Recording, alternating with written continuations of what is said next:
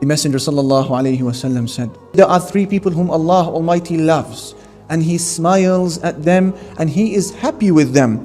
And He mentioned one of the three people, one of the three categories as being as follows.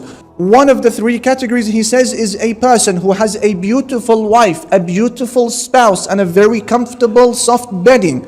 But then in the middle of the night he gets up and he leaves his spouse, leaves his desire to remember Allah. So Allah Almighty will say to His angels, look at how my slave has left his bed and his desire in order to remember me. And if he wanted, he could have continued sleeping. Allah Almighty smiles at such a person.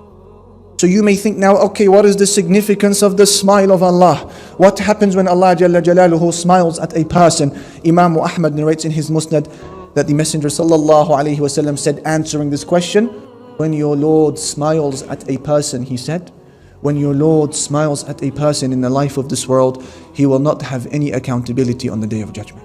Backdoor entrance into Jannah. All of the horrors that you and I hear about Yawm al-Qiyamah, it doesn't apply to these people because they will not be held accountable.